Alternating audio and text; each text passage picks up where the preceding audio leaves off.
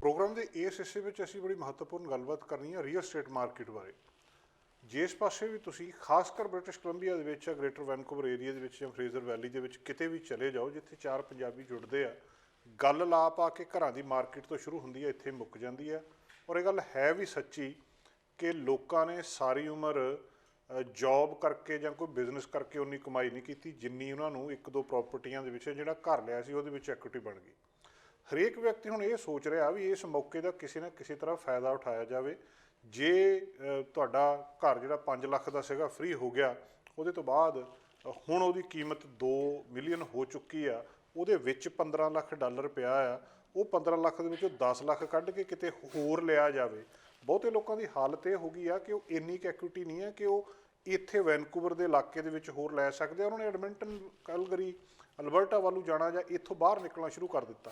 ਇਸ ਵੇਲੇ ਕੀ ਕੀਤਾ ਜਾ ਸਕਦਾ, ਕਿੱਥੇ ਇਨਵੈਸਟ ਕੀਤਾ ਜਾ ਸਕਦਾ, ਕੀ ਸਹੀ ਸਮਾਂ ਆ, ਇਹਦੇ ਬਾਰੇ ਆਪਾਂ ਡਾਕਟਰ ਗੁਰਿੰਦਰ ਸਿੰਘ ਧਾਲੀਵਾਲ ਹੋਣਾ ਗੱਲਬਾਤ ਕਰਦੇ ਹਾਂ। ਡਾਕਟਰ ਸਾਹਿਬ, ਲੋਕਾਂ ਕੋਲੇ ਐਕੁਇਟੀ ਬਣ ਗਈ, ਘਰ ਮਹਿੰਗੇ ਹੋ ਗਏ, ਲੋਕ ਜਾ ਰਹੇ ਕਹਿੰਦੇ ਐਡਮਿੰਟਨ ਜਾ ਕੇ 20,000 50,000 ਦੇ ਕੇ ਕਿਸੇ ਨਾ ਕਿਸੇ ਤਰ੍ਹਾਂ ਕੁਛ ਲੈ ਲਓ, ਫਾਇਦੇ ਰਹੋਗੇ, ਕਰਨਾ ਚਾਹੀਦਾ? ਪਹਿਲਾਂ ਧੰਨਵਾਦ ਤੁਹਾਡਾ, ਸਮੂਹ ਦਰਸ਼ਕਾਂ ਦਾ ਹਾਰਦਿਕ ਸ਼ੁਕਰੀਆ।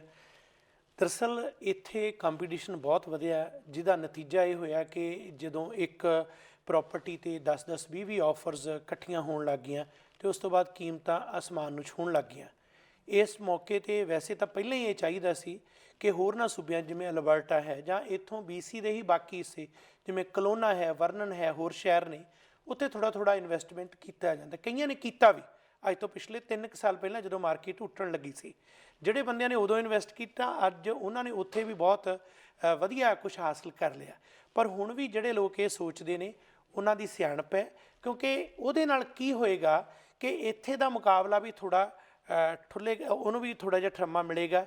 ਜਿੱਥੇ ਇਹ ਥੰਮੇਗਾ ਉੱਥੇ ਨਾਲ ਹੀ ਦੂਸਰੇ ਪਾਸੇ ਜਿਹੜਾ ਦੂਸਰੀਆਂ ਮਾਰਕੀਟ ਆ ਉਹਨਾਂ ਦੇ ਵਿੱਚ ਥੋੜ੍ਹਾ ਵਧੀਆਪਣ ਆਏਗਾ। ਸੋ ਮੈਨੂੰ ਲੱਗਦਾ ਕਿ ਜਿਹੜੇ ਕੈਲਗਰੀ ਵੀ ਜਾ ਰਹੇ ਨੇ ਜਾਂ ਕਲੋਨਾ ਜਾ ਰਹੇ ਨੇ ਉਹ ਇਸ ਕਰਕੇ ਸਹੀ ਫੈਸਲਾ ਲੈ ਰਹੇ ਨੇ ਅਤੇ ਉਸ ਫੈਸਲੇ ਦਾ ਨਤੀਜਾ ਇਹ ਹੈ ਕਿ ਇੱਥੇ ਉਹੀ ਚੀਜ਼ ਜਿਹੜੀ ਅੱਜ ਤੋਂ ਸਾਲ ਪਹਿਲਾਂ 7 ਲੱਖ ਦੀ ਸੀ ਅੱਜ 12 ਲੱਖ ਦੀ ਹੋ ਚੁੱਕੀ ਹੈ। 500,000 ਕਈ ਪ੍ਰੋਪਰਟੀਜ਼ 'ਚ ਕੀਮਤ ਵੱਧ ਗਈ ਹੈ। ਅਸੀਂ ਖੁਦ ਆਪਣੇ ਕਈ ਕਲਾਇੰਟਸ ਨੂੰ ਦੇਖਿਆ ਜਿਨ੍ਹਾਂ ਨੇ ਪਹਿਲਾਂ ਜੋ ਪ੍ਰੋਪਰਟੀ ਲਈ ਕੁਛ ਮਹੀਨੇ ਪਹਿਲਾਂ 5-5 ਲੱਖ ਉੱਪਰ ਬਾਅਦ ਦੇ ਵਿੱਚ ਵੇਚੀ। ਸੋ ਇਸ ਮਾਹੌਲ ਤੋਂ ਬਚਣ ਦਾ ਇਹੀ ਤਰੀਕਾ ਕਿ ਥੋੜ੍ਹਾ ਖਿੱਲਰ ਜਾਓ, ਫੈਲ ਜਾਓ ਅਤੇ ਇੱਕ ਥਾਂ 'ਤੇ ਸੰਕੁਚਿਤ ਹੋਣਾ ਠੀਕ ਨਹੀਂ ਹੈ।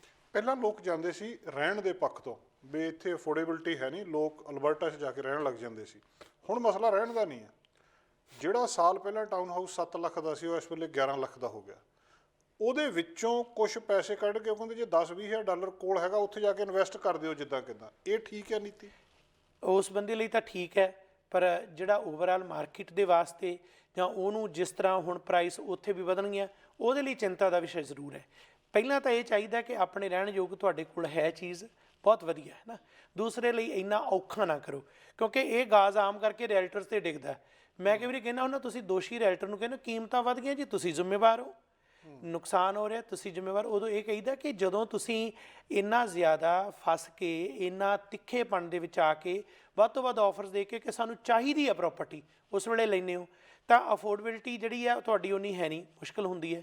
ਪਰ ਦੂਸਰੇ ਪਾਸੇ ਜੇ ਤੁਸੀਂ ਜਿਵੇਂ ਹੁਣੇ ਤੁਸੀਂ ਇਸ਼ਾਰਾ ਕੀਤਾ, ਕਈ ਆਪਣੀ ਇਕੁਇਟੀ 'ਚੋਂ ਪੈਸੇ ਕੱਢਦੇ ਨੇ ਉਹ ਲੈ ਲੈਂਦੇ ਨੇ, ਕੱਲ੍ਹ ਨੂੰ ਹੋ ਸਕਦਾ ਉਹਨਾਂ ਨੂੰ ਉੱਥੇ ਜਾਣਾ ਹੀ ਪਵੇ ਕਿਉਂਕਿ BC ਦੇ ਕੁਝ ਹਿੱਸੇ ਖਾਸ ਤੌਰ 'ਤੇ ਸਰੀ, ਐਬਸਫੋਰਡ, ਇਹ ਸਾਰੇ ਹਿੱਸੇ ਸਹੂਲਤ ਹੈ ਪਰ ਕੀਮਤਾਂ ਬਹੁਤ ਵੱਧ ਗਈਆਂ ਨੇ।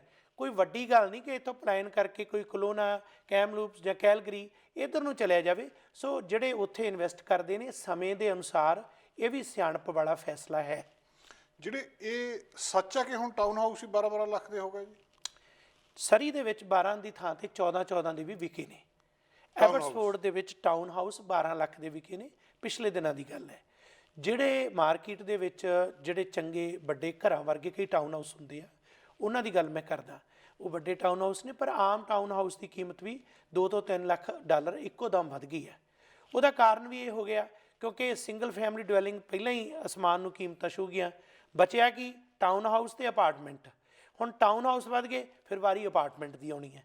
ਪਰ ਜੇ ਹੁਣ ਖਿਲਰਨ ਲੱਗ ਗਏ ਲੋਕ ਜਾਂ ਬਾਕੀ ਥਾਵਾਂ 'ਤੇ ਇਨਵੈਸਟਮੈਂਟ ਕਰਨ ਲੱਗ ਗਏ ਜਾਂ ਪ੍ਰੀ ਸੇਲ ਦਾ ਤਰੀਕਾ ਵਰਤਣ ਲੱਗ ਗਏ ਤਾਂ ਹੋ ਸਕਦਾ ਕਿ ਇਹਦੀ ਰਫ਼ਤਾਰ ਜਿਹੜੀ ਹੈ ਇਹ ਡਿੱਗੇ ਚਾਹੇ ਨਾ, ਪਰ ਇੰਨੀ ਤੇਜ਼ੀ ਨਾਲ ਨਾ ਵਧੇ, ਇਸ ਦੇ ਵਿੱਚ ਕੋਈ ਥੋੜ੍ਹਾ ਜਿਹਾ ਰੋਕ ਆ ਜਾਏ, ਖੜੋਤ ਆ ਜਾਏ, ਜੋ ਕਿ ਚਾਹੀਦੀ ਹੈ।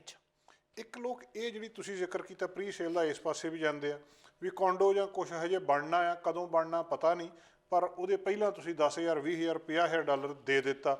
ਕਈ ਵਾਰੀ ਦੋ ਜਣੇ ਰਲ ਕੇ 25,000 ਡਾਲਰ ਕਰਕੇ ਦੇ ਜਾਂਦੇ ਵੀ ਜਦੋਂ ਨੂੰ ਉਹ ਬਣਨਾ 2 ਸਾਲਾਂ ਨੂੰ, ਉਸ ਵੇਲੇ ਉਹਦੀ ਕੀਮਤ ਵੱਧ ਜਾਣੀ। ਇਹ ਅਪਰੋਚ ਵੀ ਚੱਲਦੀ ਹੈ ਜੀ। ਮੈਂ ਤੁਹਾਨੂੰ ਤਾਜ਼ਾ ਗੱਲ ਦੱਸਦਾ, ਵਰਨਨ ਦੇ ਵਿੱਚ ਕਿਸੇ ਨੇ ਡੁਪਲੈਕਸ 4ਪਲੈਕਸ ਕੁਛ ਇੱਕ ਅਜੇ ਕਿਸੇ ਚੰਗੀ ਕੰਪਨੀ ਨੇ ਬਣਾਉਣੇ ਸੀ, ਗਿਣਤੀ ਲਈ ਸੀਗੇ। ਸਾਡੇ ਕੋਲ ਕਿਸੇ ਜ਼ਿਕਰ ਕੀਤਾ ਕਿ ਇਹ ਆਉਣੇ ਆ, ਉਹਨਾਂ ਨੇ ਕਿਹਾ ਕਿ 18 ਮਹੀਨੇ 'ਚ ਆਉਣੇ ਆ। ਅੱਛਾ ਜੀ। ਅਤੇ ਸਿਰਫ ਤੁਸੀਂ 50,000 ਡਾਲਰ ਦੇਣਾ, 50,000 ਅੱਜ ਦੇ ਕੇ 18 ਮਹੀਨੇ ਦੇ ਵਾਸਤੇ ਤੁਸੀਂ ਬੁੱਕ ਕਰਾ ਲਓ। ਫਿਰ ਇੱਕ ਅਸਾਈਨਮੈਂਟ ਹੁੰਦੀ ਹੈ, ਜਿਹਨੂੰ ਦੇਸੀ ਸ਼ਬਦਾਂ 'ਚ ਫਲਿੱਪ ਕਰਨਾ ਵੀ ਕਹਿ ਦਿੰਦੇ ਨੇ। ਉਹ 18 ਮਹੀਨੇ 'ਚ ਹੋਰ ਕੁਛ ਨਹੀਂ ਦੇਣਾ? ਉਹ 18 ਮਹੀਨੇ 'ਚ ਕੁਛ ਨਹੀਂ ਦੇਣਾ, ਸਿਰਫ 50,000 ਦੇਣਾ। ਸੋ ਤੁਸੀਂ ਉਹ 50,000 ਦੇ ਕੇ ਆਪਣੇ ਹੱਥ ਦੇ ਵਿੱਚ ਲੈ ਲਿਆ, ਅਤੇ ਜੇ 18 ਮਹੀਨੇ ਤੱਕ ਕੀਮਤਾਂ ਜੋ ਕਿ ਸੁਭਾਵਿਕ ਹੀ ਆ ਵਧਣਗੀਆਂ, ਉਦੋਂ ਤੱਕ ਤੁਸੀਂ ਕੀ ਕਰਨਾ, ਉਸ ਵੇਲੇ ਤੱਕ ਇਹਨੂੰ ਵੇਚ ਦਿਓ।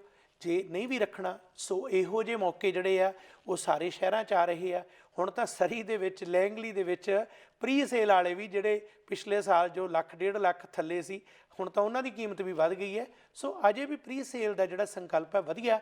ਕੋਈ ਵੈਸੇ 15-20% ਵੀ ਲੈਂਦੇ ਆ, ਥੋੜ੍ਹਾ ਆਮ ਬੰਦੇ ਲਈ ਫਿਰ ਕਾਫੀ ਹੋ ਜਾਂਦਾ ਹੈ।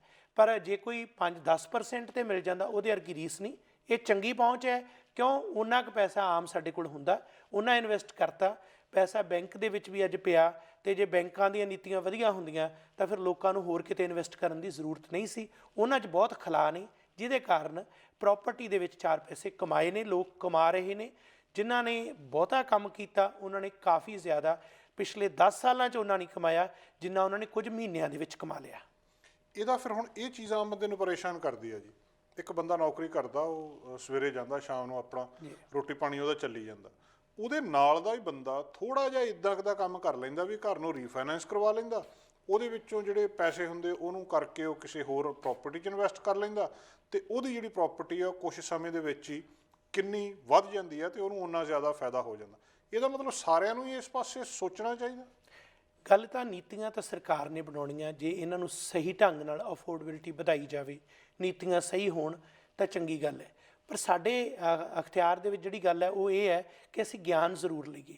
ਨੌਕਰੀ ਪੇਸ਼ਾ ਹੋਣਾ ਮਾੜੀ ਗੱਲ ਨਹੀਂ, ਚੰਗੀ ਗੱਲ ਹੈ, ਪਰ ਸਾਨੂੰ ਇਹ ਪਤਾ ਹੋਵੇ ਕਿ ਕੀ ਅਸੀਂ ਅਗਲੇ ਮਹਿੰਗੀ ਪੜ੍ਹਾਈ ਹੈ, ਕਿੰਨਾ ਕੁਛ ਅੱਗੇ ਬੱਚਿਆਂ ਦੇ ਵਾਸਤੇ ਕਰਨਾ, ਕੀ ਅਸੀਂ ਇਹਦੇ ਨਾਲ ਚੱਲ ਸਕਦਾ। ਅੱਜ ਇੱਥੋਂ ਦੀ ਜ਼ਿੰਦਗੀ, ਖਾਸ ਤੌਰ 'ਤੇ ਅਸੀਂ BC 'ਚ ਬੈਠੇ ਹਾਂ, ਸੌਖੀ ਨਹੀਂ ਹੈ। ਜੇ ਕੋਈ ਕਹੇ ਕਿ ਮੈਂ ਇੱਕ ਨੌਕਰੀ ਕਰਕੇ ਹੈਂਡ ਟੂ ਮਾਊਥ ਹੀ ਰਹਿ ਸਕਦਾ, ਕੁਝ ਨਹੀਂ ਕਰ ਸਕਦਾ। ਉਹਨੂੰ ਲੋਨ ਵੀ ਜਦੋਂ ਲੈਣੇ ਆ ਤਾਂ ਕਿੱਥੋਂ ਲੈਣੇ ਆ, ਟਾਊਨ ਹਾਊਸ 'ਤੇ ਕਿੰਨਾ ਕੁ ਲਊਗਾ। ਸੋ ਇਸ ਕਰਕੇ ਉਹਨੂੰ ਨੌਲੇਜ ਹੋਣੀ ਚਾਹੀਦੀ ਹੈ, ਮਾਰਕੀਟ ਦੀ ਨੌਲੇਜ ਹਰੇਕ ਨੂੰ ਹੋਣੀ ਚਾਹੀਦੀ ਹੈ। ਫਾਈਨੈਂਸ ਦੀ ਜ਼ਰੂਰੀ ਤਾਂ ਨਹੀਂ ਇੱਕ ਰੀਅਲਟਰ ਨੂੰ ਜਾਂ ਖਰੀਦਣ ਵੇਚਣ ਵਾਲੇ ਨੂੰ, ਹਰੇਕ ਬੰਦਾ ਉਹਨੂੰ ਸਮਝੇ। ਹੁਣ ਜਿਨ੍ਹਾਂ ਬੰਦਿਆਂ ਨੂੰ ਪਤਾ ਲੱਗ ਰਿਹਾ ਉਹ ਦੇਰ ਆਏ ਦਰੁਸਤ ਆਏ, ਹੁਣ ਉਹ ਕਹਿ ਰਹੇ ਨੇ ਕਿ ਜੀ ਅਸੀਂ ਪ੍ਰੀ ਸੇਲ ਦੇ ਵਾਸਤੇ 50,000 ਚੱਕੋ ਜੀ, ਸਾਡਾ ਕੁਛ ਬੁੱਕ ਕਰਾ ਦਿਓ, ਅਸੀਂ ਥੋੜ੍ਹਾ ਜਿਹਾ ਕੁਛ ਮਿਲ ਜਾਏਗਾ। ਜਾਂ ਉਹ ਕਹਿੰਦੇ ਨੇ ਜੇ ਅਸੀਂ ਵੀ ਇਸ ਤਰ੍ਹਾਂ ਕਰ ਲੈਂਦੇ ਵਧੀਆ ਸੀ। ਪਰ ਹੁਣ ਸਮਾਂ ਅਜੇ ਵੀ ਸਹੀ ਹੈ ਕਿ ਤੁਸੀਂ ਜੇਕਰ ਇੱਕੋ ਥਾਂ 'ਤੇ ਫਸਣ ਦੀ ਥਾਂ 'ਤੇ ਇੱਥੇ ਹੀ ਸੁੰਗੜ ਕੇ ਰਹਿ ਜਾਣਾ ਅਤੇ ਹੱਦੋਂ ਵੱਧ ਕੀਮਤਾਂ ਦੇਣੀਆਂ, ਖਿੱਲਰ ਜਾਓ, ਕਿਤੇ ਕਲੋਨੇ ਜਾਓ, ਕੈਮਲੂਪ ਜਾਓ, ਵਰਨਨ ਜਾਓ, ਹੋਰ ਕਿਤੇ ਜਾਓ, ਉੱਥੇ ਜਾ ਕੇ ਉਹਨਾਂ ਚੀਜ਼ਾਂ ਲਈ ਪ੍ਰੀ ਸੇਲ ਲੈ ਲਓ। ਇਹ ਵੀ ਗੱਲ ਸਹੀ ਹੈ ਕਿ ਅੱਜ ਉੱਥੇ ਮਾਰਕੀਟ ਥੋੜ੍ਹੀ ਠੰਡੀ ਹੈ। ਜਦੋਂ ਉੱਥੇ ਜਾ ਕੇ ਇਨਵੈਸਟਮੈਂਟ ਹੋਊ, ਉੱਥੇ ਹੁਲਾਰਾ ਮਿਲੇਗਾ। ਉਸ ਮਾਰਕੀਟ ਦੇ ਵਿੱਚ ਵੀ ਕੋਈ ਨਾ ਕੋਈ ਖੜੋਤ ਜਿਹੜੀ ਹੈ ਟੁੱਟੇਗੀ, ਅਤੇ ਹੋ ਸਕਦਾ ਹੈ ਕਿ ਜਦੋਂ ਤੁਸੀਂ ਇਨਵੈਸਟਮੈਂਟ ਕੀਤੀ ਉਹਦੇ 'ਚ 4 ਪੈਸੇ ਕਮਾ ਸਕੋ। ਸੋ ਇਸ ਸੋਚ ਦੇ ਨਾਲ ਜਿਹੜੇ ਲੋਕ ਅਜਿਹਾ ਕਰ ਰਹੇ ਨੇ, ਜਿਵੇਂ ਤੁਸੀਂ ਪਹਿਲਾਂ ਜ਼ਿਕਰ ਕੀਤਾ ਕੈਲਗਰੀ ਵੀ ਜਾਂ ਹੋਰ ਥਾਵਾਂ 'ਤੇ, ਉਹ ਇਸ ਗੱਲ ਨੂੰ ਸੋਚ ਵਿਚਾਰ ਕੇ ਕਰ ਰਹੇ ਆ। ਜਿੱਦਾਂ ਇੱਥੋਂ ਲੋਕ ਪਰੇਸ਼ਾਨ ਆ, ਕਿਸੇ ਵੇਲੇ ਗੱਲ ਕਹਿੰਦੇ ਸੀ ਵੀ ਜਿਹੜਾ ਹੋਰ ਤਰ੍ਹਾਂ ਦਾ ਪੈਸਾ ਹੈ ਜਾਂ ਬਾਹਰਲਾ ਪੈਸਾ ਹੈ ਉਹਨੇ ਇੱਥੇ ਦੀ ਪ੍ਰੋਪਰਟੀ ਦੀਆਂ ਕੀਮਤਾਂ ਵਧਾ ਦਿੱਤੀਆਂ। ਜਿਹੜੇ ਕੈਲਗਰੀ ਜਾਂ ਕਲੋਨਾ ਜਾਂ ਹੋਰ ਕਿਤੇ ਲੋਕ ਹੈਗੇ ਆ, ਉਹ ਇਹ ਗੱਲ ਇਤਰਾਜ਼ ਕਰ ਰਹੇ ਆ ਵੀ ਅੰਟੈਰੀਓ ਅਤੇ BC ਤੋਂ ਆ ਕੇ ਲੋਕਾਂ ਨੇ ਇੱਥੇ ਪ੍ਰੋਪਰਟੀਆਂ ਲੈ ਲਿਆ, ਸਾਡੇ ਰੇਟ ਵਧਾ ਦਿੱਤੇ, ਅਸੀਂ ਤਾਂ ਆਰਾਮ ਨਾਲ ਇੱਥੇ ਰਹਿ ਰਹੇ ਸੀ। ਇਹ ਵੀ ਫਰਕ ਪੈਂਦਾ। 2 ਤਰ੍ਹਾਂ ਹੈ। ਇਹ ਗੱਲ ਸਹੀ ਹੈ ਕਿ ਇਸ ਗੱਲ ਨੂੰ ਉਹਨਾਂ ਦਾ ਹੱਕ ਵੀ ਹੈ। ਅਸੀਂ ਇੱਥੇ ਸ਼ੁਰੂ ਕਰਦੇ ਹਾਂ, ਅਸੀਂ ਜਿੱਥੇ ਬੈਠੇ ਹਾਂ ਇਹ ਵੀ ਮੂਲ ਵਾਸੀਆਂ ਦੀ ਧਰਤੀ ਹੈ। ਬਾਹਰੋਂ ਆ ਕੇ ਉਹਨਾਂ ਨੂੰ ਹਾਸ਼ੀਆਗ੍ਰਸਤ ਕਰਤਾ ਸਿਧਾਂਤਕ ਤੌਰ 'ਤੇ ਤਾਂ ਬਿਲਕੁਲ ਸਹੀ ਹੈ। ਪਰ ਵਿਹਾਰਕ ਕੀ ਹੈ? ਵਿਹਾਰਕ ਇਹ ਹੈ ਕਿ ਜਿਹੜਾ ਐਡਮਿੰਟਨ ਹੈ, ਕਦੇ ਡੈਡਮਿੰਟਨ ਕਿਹਾ ਜਾਂਦਾ ਸੀ ਕਿ ਮਾਰਕੀਟ ਡੈਡੀ ਹੋਈ ਪਈ ਸੀ। ਜੇ BC ਵਾਲਿਆਂ ਨੇ ਜਾ ਕੇ ਉੱਥੇ ਇਨਵੈਸਟ ਕੀਤਾ ਹੁਣ, ਅਤੇ ਉਹ ਮਾਰਕੀਟ ਦੇ ਵਿੱਚ ਥੋੜ੍ਹਾ ਹੁਲਾਰਾ ਆਇਆ, ਅਤੇ ਉਹਦਾ ਫਾਇਦਾ BC ਦੇ ਵਿੱਚੋਂ ਜਿਹੜੇ ਇਨਵੈਸਟਰ ਆ ਜਾਂ ਹੋਰ ਕਿਤੋਂ ਆ, ਉਹਨਾਂ ਨੂੰ ਜਿੰਨਾ ਹੋਣਾ ਉਦੋਂ ਦੁੱਗਣਾ ਉੱਥੋਂ ਦੇ ਲੋਕਾਂ ਨੂੰ ਹੋਣਾ। ਜਿਨ੍ਹਾਂ ਦੀਆਂ ਪ੍ਰਾਪਰਟੀਆਂ ਦੀ ਕੀਮਤ ਬਿਲਕੁਲ ਹੀ ਨਹੀਂ ਸੀ ਉੱਠ ਰਹੀ, ਜਦੋਂ ਹੁਣ ਥੋੜ੍ਹਾ ਬਹੁਤਾ ਬਾਹਰੋਂ ਗਏ ਇਨਵੈਸਟਰ, ਉਹਨਾਂ ਨੇ ਉੱਥੇ ਜਾ ਕੇ ਉਹਨਾਂ ਨੂੰ ਫਾਇਦਾ ਵੀ ਕਰਨਾ।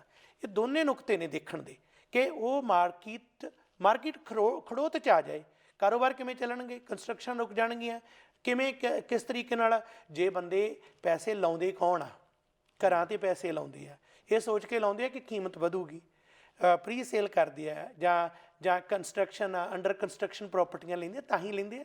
ਅਤੇ ਜੇ ਉੱਥੇ ਹਿਲ ਜੁਲ ਨਾ ਹੋਈ, ਕੁਝ ਵੀ ਨਹੀਂ, ਮੈਂ ਸਮਝਦਾ ਕਿ ਉਹਨਾਂ ਨੂੰ ਸ਼ੁਕਰਗੁਜ਼ਾਰ ਵੀ ਹੋਣਾ ਚਾਹੀਦਾ ਜਿਹੜੇ ਉੱਥੇ ਪੈਸੇ ਲਾ ਕੇ ਉਸ ਡੈੱਡ ਮਾਰਕੀਟ ਨੂੰ ਹਲੂਣਾ ਦੇ ਰਹੇ ਨੇ। ਉਹ ਚੰਗੀ ਗੱਲ ਹੈ। ਹਾਂ, ਇੰਨਾ ਜ਼ਰੂਰ ਹੈ ਕਿ ਇੱਕੋ ਥਾਂ 'ਤੇ ਨਾ ਪੈ ਜਾਓ, ਕਿਉਂਕਿ ਅਸੀਂ ਜਦੋਂ ਮਗਰ ਪੈਣ ਲੱਗ ਜਾਂਦੇ, ਜੇ ਕੈਲਗਰੀ ਦੀ ਗੱਲ ਚੱਲੀ, ਫਿਰ ਕੈਲਗਰੀ 'ਚ ਦਿਨਾਂ 'ਚ ਹੀ ਕੀਮਤ ਚੱਕ ਦੇਣੀ ਹੈ, ਫਿਰ ਉਹ ਪੈ ਨਿਕਲਣਾ ਬਈ ਸਾਡੇ ਮਾਮੇ ਮਾਸੜ ਚਾਚੇ ਤਾਤੇ ਗਏ ਸਾਰੇ ਹੀ ਚੱਲੋ ਵੀ ਕੈਲਗਰੀ, ਠਹਿਰ ਜਾਓ, ਕੱਲੀ ਕੈਲਗਰੀ, ਨੇੜੇ ਤੇੜੇ ਹੋਰ ਵੀ ਚਲੇ ਜਾਓ। ਆਹ ਹੀ ਸਮੱਸਿਆ ਜਿਹੜੀ ਹੈ, ਇਸ 'ਤੇ ਗੌਰ ਕਰਨੀ ਚਾਹੀਦੀ ਹੈ। ਸੋ ਜਿਹੜਾ ਸੰਤਾਪ ਇੱਥੇ ਪੈਦਾ ਕੀਤਾ, ਉੱਥੇ ਜਾ ਕੇ ਉਹੀ ਨਾ ਪੈਦਾ ਕਰ ਦਈਏ। ਡਾਕਟਰ ਸਾਹਿਬ, ਜਿਹੜਾ ਨਵਾਂ ਬੰਦਾ ਆ ਉਹ ਇਹ ਮਾਰਕੀਟ ਨੂੰ ਹੋਰ ਤਰ੍ਹਾਂ ਦੇਖ ਰਿਹਾ, ਜਿਹੜੇ ਤਾਂ ਲੋਕ ਸੈੱਟ ਆ ਉਹ ਤਾਂ ਇਸ ਵੇਲੇ ਚਾਚ ਨੇ ਪੂਰੇ ਵੀ ਇੰਨੀਆਂ ਕੀਮਤਾਂ ਵੱਧ ਗਈਆਂ, ਇੱਕ ਲੈ ਲਓ ਦੂਜੀ ਇਨਵੈਸਟ ਕਰ ਲਓ। ਇੱਕ ਨਵਾਂ ਬੰਦਾ ਇੱਥੇ BC 'ਚ ਰਹਿਣ ਆਇਆ, BC ਦੇ ਇਸ ਇਲਾਕੇ 'ਚ, ਉਹ ਇਹ ਸਾਰੇ ਕੁਛ ਨੂੰ ਹੋਰ ਤਰ੍ਹਾਂ ਦੇਖ ਲਿਆ। ਉਹ ਕਹਿੰਦਾ ਵੀ ਇਹ ਤਾਂ ਬਰਬਾਦੀ ਹੋ ਗਈ, ਇੱਥੇ ਤਾਂ ਰਹਿਣ ਦੇ ਯੋਗ ਹੀ ਨਹੀਂ ਰਹੇ। ਉਹ ਕੈਨੇਡਾ 'ਚ ਆਇਆ, ਵੈਸੇ ਹੋਰ ਕਿਤੇ ਵੀ ਜਾ ਸਕਦਾ। ਜ਼ਰੂਰੀ ਹੈ ਇੱਥੇ ਜੇ ਉਹਨੂੰ ਲੱਗਦਾ ਕਿ ਇਹ ਕੀਮਤਾਂ ਵਧੀਆਂ ਹੋਈਆਂ। ਕੈਨੇਡਾ ਦੇ ਵਿੱਚ ਅਸੀਂ ਦੇਖੀਏ ਅੱਜ ਵੀ ਬਹੁਤ ਸਾਰੇ ਸੂਬੇ ਨੇ ਜਿਨ੍ਹਾਂ 'ਚ ਸਸਕੈਚਵਨ ਹੈ। ਅੱਛਾ ਜੀ। ਘਰ ਜਿਹੜੀ ਅਫੋਰਡੇਬਿਲਟੀ ਇਦੋਂ ਸੌਖੀ ਹੈ। ਤੁਸੀਂ ਹੋਰ ਕਈ ਇਲਾਕਿਆਂ 'ਚ ਜਿੱਥੇ ਲੋਕ ਰਹਿੰਦੇ ਨੇ, ਇਉਂ ਨਹੀਂ ਵੀ ਬੱਸੋਂ ਨਹੀਂ ਹੈ, ਸਹੂਲਤ ਨਹੀਂ ਹੈ, ਉਹ ਉੱਥੇ ਜਾ ਕੇ, ਇਹ ਇੱਕ ਵਧੀਆ ਤੁਹਾਡਾ ਸਵਾਲ ਹੈ ਕਿ ਜਿਹੜਾ ਬਿਲਕੁਲ ਬੁਨਿਆਦੀ ਤੌਰ 'ਤੇ ਸ਼ੁਰੂ ਹੈ, ਵਿਨੀਪੈਗ ਤੋਂ ਲੈ ਕੇ ਮੈਨੀਟੋਬਾ ਤੋਂ ਲੈ ਕੇ ਕਈ ਥਾਵਾਂ 'ਤੇ ਹਨ। ਪਰ ਹਾਂ, ਇੱਥੇ ਜੇਕਰ ਸੈੱਟ ਹੋਣਾ ਤੇ ਓਨਾ ਸੌਖਾ ਨਹੀਂ ਹੈ। ਹੁਣ ਤੁਸੀਂ ਜਿਵੇਂ ਨਿਊਯਾਰਕ ਕਹੋ, ਟੋਰਾਂਟੋ ਕਹੋ, ਵੈਨਕੂਵਰ ਕਹੋ, ਇਹ ਇੰਟਰਨੈਸ਼ਨਲ ਜਿਹੜੇ ਇਹ ਉਹ ਥਾਂ ਨੇ, ਜਿਹੜੇ ਮਹਾਨਗਰ ਨੇ, ਇਹਨਾਂ ਦਾ ਦਾਇਰਾ ਜਿਹੜਾ ਹੈ ਕੁਦਰਤੀ ਗੱਲ ਹੈ। ਕੀ ਕਾਰਨ ਹੈ ਉਹ ਇੱਕ ਵੱਖਰਾ ਵਿਸ਼ਾ, ਪਰ ਸਾਨੂੰ ਚਾਹੀਦਾ ਇਹ ਹੈ ਕਿ ਜਿੱਥੇ ਥੋੜ੍ਹਾ ਜਿਹਾ ਸੌਖ ਸਿਖਾਲਾ, ਉੱਥੇ ਥੋੜ੍ਹਾ ਜਿਹਾ ਖਿੱਲਰ ਜਾਈਏ। ਵੱਜਣਾ ਤਾਂ ਕੈਨੇਡੀਅਨ ਹੀ ਆ ਤੇ ਸਹੂਲਤ ਵੀ ਉਵੇਂ ਆ। ਜੇ ਆ ਹੀ ਗਏ ਇੱਥੇ, ਹੁਣ ਇੱਥੋਂ ਮੁੜਦਾ ਤਾਂ ਕੋਈ ਨਹੀਂਗਾ, ਕੋਈ ਔਖਾ ਹੋਵੇ ਸੌਖਾ ਹੋਵੇ। ਪਰ ਅੱਜ ਇੰਨੀ ਤਕਲੀਫ 'ਚ ਜਿਹੜੇ ਲੋਕ ਨੇ ਉਹਨਾਂ ਨੂੰ ਨਹੀਂ ਵਿੱਚ ਫਸਣਾ ਚਾਹੀਦਾ। ਹਾਂ, ਸਰਕਾਰਾਂ ਨੂੰ ਨੀਤੀਆਂ 'ਚ ਗੌਰ ਕਰਨਾ ਚਾਹੀਦਾ, ਅਫੋਰਡੇਬਿਲਟੀ ਵਧਾਉਣੀ ਚਾਹੀਦੀ ਹੈ। ਖੜਵੇਂ ਰੁੱਖ ਜਿਹੜੇ ਵਰਟੀਕਲ ਬਿਲਡਿੰਗਸ ਨੇ, ਜਿੱਥੇ SFR ਜ਼ਿਆਦਾ ਮਿਲ ਸਕਦੀ ਹੈ, ਉਹਨਾਂ ਦੀ ਉਸਾਰੀ ਹੋਵੇ ਅਤੇ ਲੋਕ ਜਿਹੜੇ ਆ ਥੋੜ੍ਹਾ ਜਿਹਾ ਸੌਖੇ ਹੋਣ। ਜਿਹੜੇ ਪਹਿਲਾਂ ਸੌਖੇ ਹੋ ਗਏ ਉਹ ਆਪਣੇ ਕੋਈ ਸਿਆਣਪ ਜਾਂ ਦੂਰ ਅੰਦੇਸ਼ੀ ਨਾਲ ਵੀ ਹੋਏ, ਜਾਂ ਕੋਈ ਨਾ ਕੋਈ ਇਹੋ ਜਿਹੇ ਨੁਕਤੇ ਉਹਨਾਂ ਦੇ ਦਿਮਾਗ ਸਨ। ਬਾਕੀ ਵੀ ਜ਼ਰੂਰ ਗੌਰ ਕਰਨ, ਪਰ ਕਿਰਾਏ 'ਤੇ ਜਿਹੜੇ ਬੈਠੇ ਨੇ ਉਹਨਾਂ ਨੂੰ ਜ਼ਰੂਰ ਵਿਉਂਤਬੰਦੀ ਕਰਨੀ ਚਾਹੀਦੀ ਹੈ ਕਿ ਆਪਣੇ ਪੈਸੇ 2-2 ਹਜ਼ਾਰ ਬੇਸਮੈਂਟਾਂ 'ਚ ਉਹਨਾਂ ਦਾ ਜਾ ਰਿਹਾ। ਜੇ ਥੋੜ੍ਹੇ ਬਹੁਤੇ ਲਈ ਕੁਆਲੀਫਾਈ ਹੁੰਦਾ ਤਾਂ ਛੋਟਾ ਜਿਹਾ ਇੱਕ ਕਮਰੇ ਦਾ ਅਪਾਰਟਮੈਂਟ ਲੈ ਲਓ। ਜੇ ਥੋੜ੍ਹਾ ਜਿਹਾ ਅਗਲਾ ਸਟੈਪ ਹੈ ਤਾਂ ਤੁਸੀਂ ਟਾਊਨ ਹਾਊਸ ਲੈ ਲਓ। ਜੇ ਯੋਗ ਹੋ ਤਾਂ ਫਿਰ ਸਿੰਗਲ ਫੈਮਿਲੀ ਡਵੈਲਿੰਗ ਭਾਵ ਘਰ ਲੈ ਲਓ। ਆਖਰੀ ਸਵਾਲ ਡਾਕਟਰ ਸਾਹਿਬ, ਕੁਛ ਲੋਕ ਕਹਿੰਦੇ ਵੀ ਇਹ ਮਾਰਕੀਟ ਜਿਹੜੀ ਆ ਇੱਥੋਂ ਦੀਆਂ ਕੀਮਤਾਂ ਅਨਯੂਜ਼ੁਅਲ ਵਧੀਆਂ, ਇੰਨੀਆਂ ਹੈ ਨਹੀਂ ਸੀ ਕੀਮਤਾਂ, ਇੱਕਦਮ ਵੱਧ ਗਈਆਂ। ਕੁਛ ਕਹਿੰਦੇ ਰੀਅਲਟਰਾਂ ਨੇ ਵੀ ਵਧਾ ਦਿੱਤੀਆਂ, ਕੁਛ ਕਹਿੰਦੇ ਆ ਵੀ ਨਹੀਂ, ਇਹ ਹਜੇ ਵੀ ਅੰਤਰਰਾਸ਼ਟਰੀ ਮਾਰਕੀਟ ਦੇ ਹਿਸਾਬ ਨਾਲ, ਤੁਸੀਂ ਬੰਬੇ ਦੇ ਹਿਸਾਬ ਨਾਲ, ਨਿਊਯਾਰਕ ਦੇ ਹਿਸਾਬ ਨਾਲ, ਜਾਂ LA ਦੇ ਹਿਸਾਬ ਨਾਲ, ਤੁਸੀਂ ਹਾਂਗਕਾਂਗ ਦੇ ਹਿਸਾਬ ਨਾਲ ਦੇਖ ਲਓ, ਇਹ ਹਜੇ ਵੀ ਘੱਟ ਆ, ਹਜੇ ਵੀ ਉੱਪਰ ਜਾਣਗੀਆਂ। ਤੁਹਾਡੀ ਕੀ ਰਾਏ ਹੈ? ਗੱਲ ਸਹੀ ਹੈ ਕਿ ਜਿਹੜੇ ਲੋਕ ਇਹ ਵੀ ਕਹਿੰਦੇ ਨੇ ਵਧੀਆਂ, ਬਿਲਕੁਲ। ਹੁਣ ਦੇਖੋ, ਜਿਹੜੇ 17 ਦੇ ਵਿੱਚ 8 ਲੱਖ ਦੇਸੀ ਘਰ ਅਤੇ 20 ਦੇ ਵਿੱਚ 2 ਮਿਲੀਅਨ ਦੇ ਵਿਕ ਰਹੇ ਆ। ਤੁਸੀਂ ਇਹ ਤਾਂ ਗੱਲ ਸੁਭਾਵਿਕ ਹੀ ਹੈ, ਪਰ ਹਾਂ, ਇਹ ਕਾਰਨ ਇਹਦਾ ਕੀ ਹੈ? ਇਹਦਾ ਡਿਮਾਂਡ ਐਂਡ ਸਪਲਾਈ ਬਹੁਤ ਵੱਡਾ ਕਾਰਨ ਹੈ। ਬਹੁਤ ਘੱਟ ਇਮਾਰਤਾਂ ਨੇ ਅਤੇ ਲੋਕਾਂ ਦੀ ਗਿਣਤੀ ਕੈਨੇਡਾ 'ਚ ਆਉਣ ਵਾਲਿਆਂ ਦੀ, ਭਰੇ ਜਹਾਜ਼, ਅਜੇ ਕੋਈ ਕਹਿੰਦਾ ਲੱਖ ਹੋਰ ਆ ਜਾਣਾ, 2 ਲੱਖ, ਕੋਈ ਕਹਿੰਦਾ ਪਿਛਲੇ ਆਉਂਦੇ 5 ਸਾਲਾਂ ਦੇ ਵਿੱਚ ਇੰਨੇ ਲੱਖ ਆ ਜਾਣਾ। ਅਤੇ ਉਹਨਾਂ ਨੇ ਰਹਿਣਾ ਕਿੱਥੇ ਬਈ? ਉਹਨਾਂ ਲਈ ਜਗ੍ਹਾ ਵੀ ਤਾਂ ਚਾਹੀਦੀ ਹੈ। ਅਤੇ ਜਦੋਂ ਆਉਣਗੇ, ਠੀਕ ਆ, ਸਾਰੇ ਸਰਮਾਇਆ ਨਹੀਂ ਲੈ ਕੇ ਆਉਂਦੇ, ਪਰ ਕੁਝ ਲੈ ਕੇ ਵੀ ਆਉਂਦੇ ਨੇ। ਠੀਕ ਵੀ ਹੈ ਕਿ ਤੁਸੀਂ ਇੱਥੇ ਆ ਕੇ ਵੱਸ ਗਏ ਹੋ, ਇੱਥੇ ਤੁਸੀਂ ਕਹੋ ਮੈਂ ਜੇਬ 'ਚ $20 ਹੀ ਲਿਆਉਣੇ ਆ, ਅਤੇ ਫਿਰ ਔਖੇ ਤਾਂ ਹੋਣਾ ਹੀ ਆ। ਇੱਥੇ ਜ਼ਿੰਦਗੀ ਨਵੇਂ ਸਿਰਿਓਂ ਸ਼ੁਰੂ ਕਰਨੀ ਹੈ। ਸੋ ਇਸ ਕਰਕੇ ਇਹ ਠੀਕ ਹੈ ਕਿ ਇਸ ਦੀ ਨੀਤੀ ਬਦਲਣੀ ਚਾਹੀਦੀ ਹੈ, ਪਰ ਐਸੀ ਗੱਲ ਨਹੀਂ ਕਿ ਅਸੀਂ ਇਸ ਮਸਲੇ ਦਾ ਹੱਲ ਨਹੀਂ ਲੱਭ ਸਕਦੇ।